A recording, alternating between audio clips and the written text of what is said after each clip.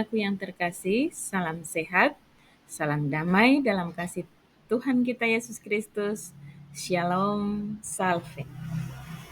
Kembali lagi bertemu dengan saya, dengan Ibu Hendrika di kelas kita, kelas Pendidikan Agama Katolik untuk kelas 8. Anak-anakku yang terkasih, setelah pada pertemuan yang lalu kita sudah mempelajari tentang Yesus sebagai pemenuhan janji Allah, maka pada pertemuan kali ini kita akan mempelajari tentang bagaimana cara Yesus mewartakan kerajaan Allah.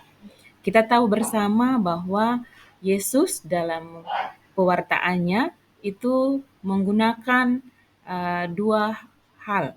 Yang pertama itu melalui kata-kata atau perumpamaan. Kemudian yang kedua adalah dengan melakukan tindakan atau perbuatan nyata atau yang biasanya kita kenal dengan sebutan mujizat. Nah, pada pertemuan kali ini kita akan fokus pada bagaimana Yesus mewartakan kerajaan Allah dengan menggunakan perumpamaan. Anak-anakku yang terkasih, sebelum kita masuk ke materi kita hari ini, Ibu mau bertanya dulu. Menurut kalian, apa itu perumpamaan? Iya, seperti yang kita tahu bersama bahwa perumpamaan adalah penyampaian pesan dengan menggunakan bahasa imajinatif, kiasan atau simbolis, ataupun dengan perbandingan sehingga ini membantu orang untuk bisa menemukan pesan di balik perumpamaan tersebut. Nah, seperti yang kita tahu bahwa Yesus ini ketika mengajar dia banyak menggunakan perumpamaan. Salah satu contohnya ketika mewartakan tentang kerajaan Allah, Yesus sering menggunakan perumpamaan-perumpamaan. Nah, perumpamaan ini biasanya diambil dari simbol-simbol ataupun kiasan-kiasan yang terjadi di sekitar hidup orang yang mendengarkan pewartaan dari Yesus. Seperti misalnya ketika Yesus berhadapan dengan nelayan, maka ia akan menggunakan perumpamaan ataupun perbandingan yang berbicara tentang kehidupan nelayan. Seperti misalnya kita tahu ada perumpamaan tentang pukat, kemudian ada perumpamaan tentang penjala manusia, dan lain-lain. Nah, begitupun sebaliknya.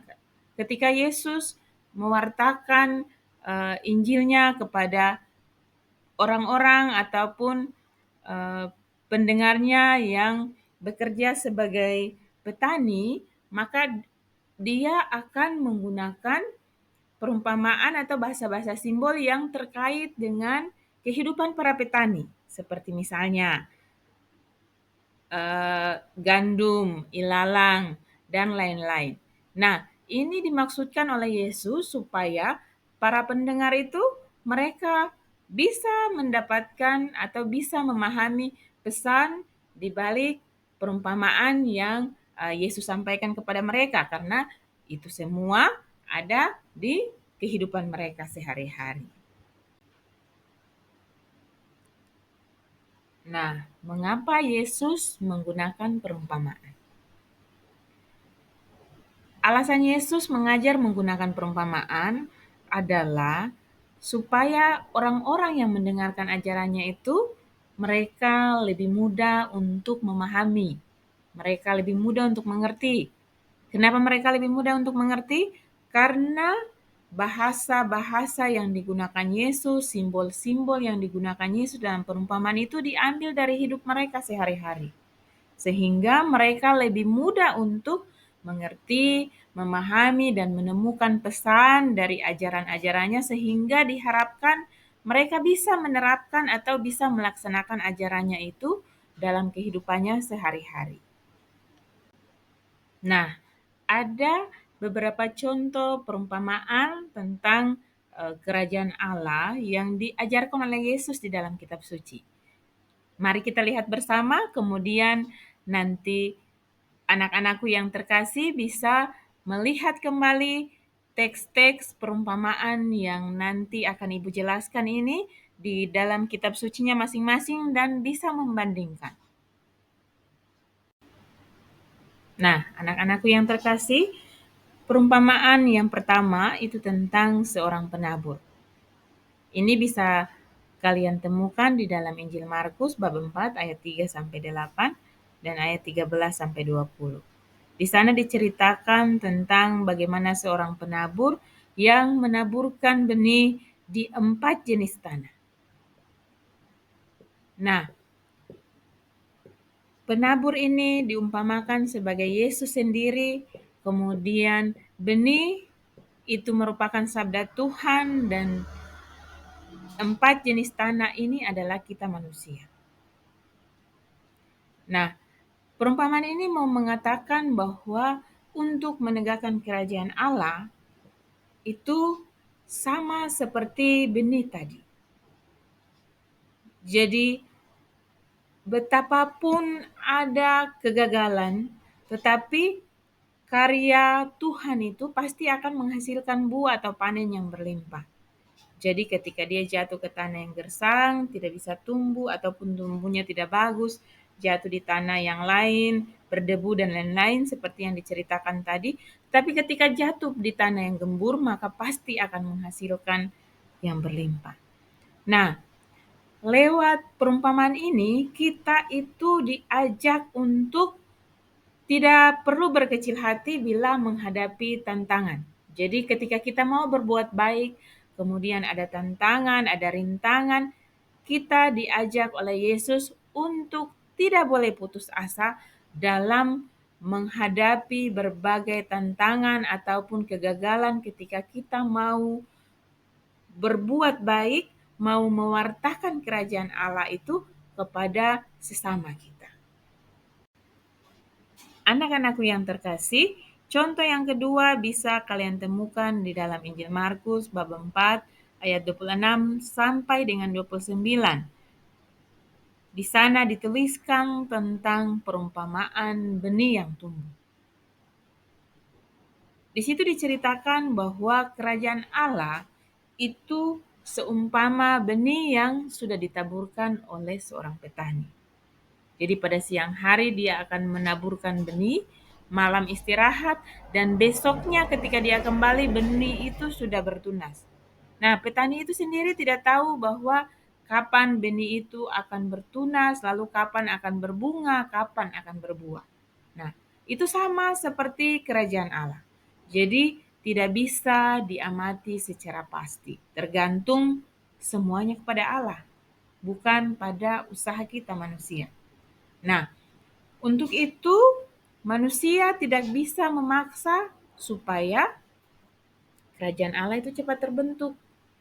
Nah, sama Allah sendiri pada waktunya akan menegakkan kerajaan Allah. Anak-anakku yang terkasih, contoh yang berikutnya adalah perumpamaan tentang lalang di antara gandum. Ini bisa kalian lihat dalam Injil Matius bab 14 ayat 24 sampai 30. Di sana dikisahkan bagaimana seorang penabur yang menaburkan benih gandum yang baik, tetapi ketika pada malam hari dia pergi beristirahat, musuh dari penabur ini datang dan menaburkan ilalang. Nah, ketika bertumbuh, ilalang dan gandum itu sama-sama bertumbuh, sehingga ada hamba dari penabur ini yang kemudian datang dan bertanya, ini dari mana asalnya ilalang ini sampai bisa tumbuh? Nah, tuannya kemudian menjawab bahwa itu berasal dari musuhnya. Nah, hamba itu kemudian meminta agar kalau boleh ilalang itu dicabut. Tetapi tuannya mengatakan bahwa tidak perlu dicabut, biarkan ilalang dan gandum itu tumbuh bersama-sama supaya nanti ketika pada waktunya itu masa panen, maka ilalang itu akan diikat lalu dibakar, sedangkan gandum itu dikumpulkan kemudian dimasukkan ke dalam lumbung. Nah, anak-anakku yang terkasih, perumpamaan tentang lalang dan gandum ini mau mengajarkan kepada kita bahwa untuk tegaknya kerajaan Allah itu Tidak harus selalu dengan cara kita menghabisi orang yang jahat, tetapi harus memberikan kesempatan kepada mereka untuk bertobat. Nah, ini menunjukkan bahwa Tuhan Allah itu mencintai kita, menghendaki, menginginkan kita semua, baik itu yang jahat maupun yang baik. Tuhan menginginkan kita untuk hidup bersama-sama dengan penuh kesabaran untuk kita berbuat kasih agar mendorong yang jahat itu bisa menjadi baik. Contoh yang lain, anak-anak, itu bisa kalian temukan dalam Injil Matius bab 13 ayat 47 sampai 50. Nah, ini bacaan ini tentu saja tidak jauh-jauh dari kehidupan kita sehari-hari. Kita setiap hari di laut, anak-anak bisa melihat bagaimana bapak-bapak menggunakan pukat untuk menangkap ikan. Nah, perumpamaan kali ini tentang kerajaan Allah itu berbicara tentang pukat. Nah, di dalam Injil Matius bab 13 ayat 47 sampai dengan 50 itu diceritakan tentang bagaimana kerajaan surga itu seumpama pukat. Pukat atau jaring besar itu. Jadi ketika sama seperti bapak-bapak kita, mereka pergi lalu buang itu pukat, jaring yang besar itu, lalu jaring itu akan menangkap berbagai jenis ikan.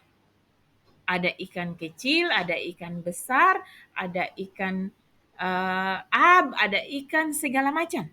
Jadi ikan baik dan tidak baik, yang besar, kecil, semua pasti masuk di dalam.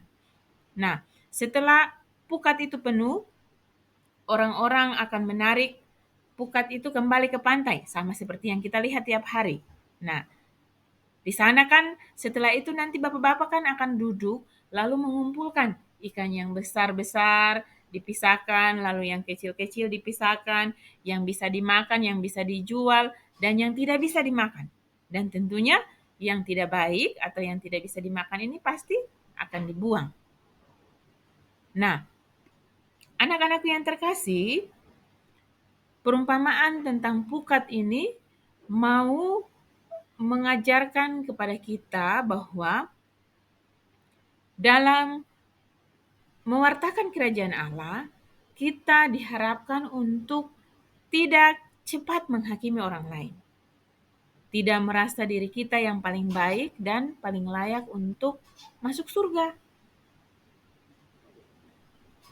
Dan juga kita diajak untuk melihat orang lain itu dari sisi baiknya. Jadi kita diminta lewat perumpamaan ini, Yesus mau mengajarkan kepada kita bahwa janganlah kita mudah menghakimi orang lain dan merasa diri kita paling baik, paling layak daripada orang lain.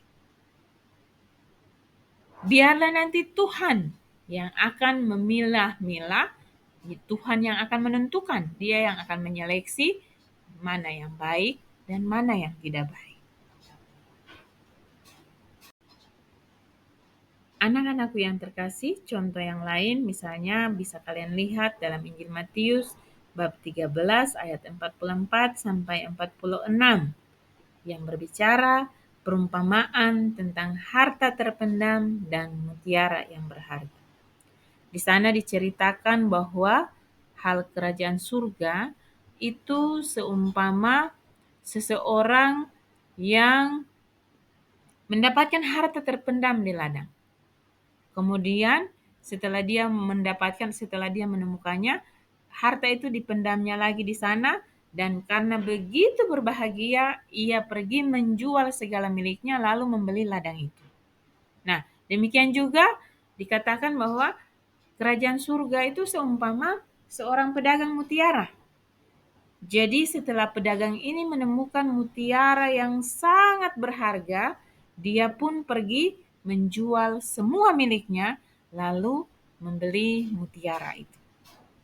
Nah, perumpamaan ini mau menyampaikan pesan bahwa demi kerajaan Allah, manusia itu harus memandang Allah sebagai harta yang paling berharga.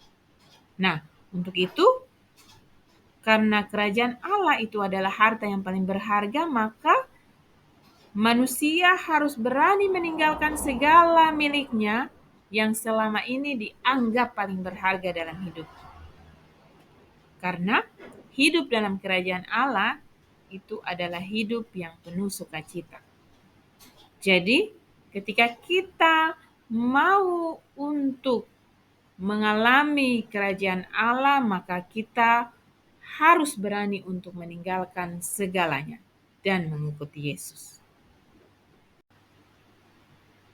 Nah, anak-anakku yang terkasih, pada hari ini kita sudah belajar tentang bagaimana Yesus menggunakan perumpamaan untuk mengajarkan tentang kerajaan Allah. Sekarang mari kita merenungkan, sanggupkah kita melaksanakan pesan-pesan di balik perumpamaan itu? Apakah kita mampu untuk meneladani Yesus, untuk mewartakan sukacita, baik melalui kata-kata kita ataupun melalui sikap dan tindakan kita?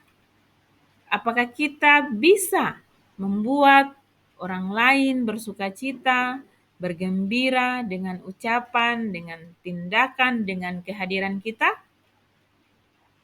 Apakah saya bisa menghadirkan kerajaan Allah atau menghadirkan sukacita kerajaan Allah bagi teman di sekitar saya, di dalam kelas saya, di lingkungan sekolah saya, ataupun ketika saya berada di rumah? Apakah saya bisa menghadirkan sukacita kerajaan Allah itu di dalam hidup bersama dengan kedua orang tua dan juga saudara-saudara yang lain?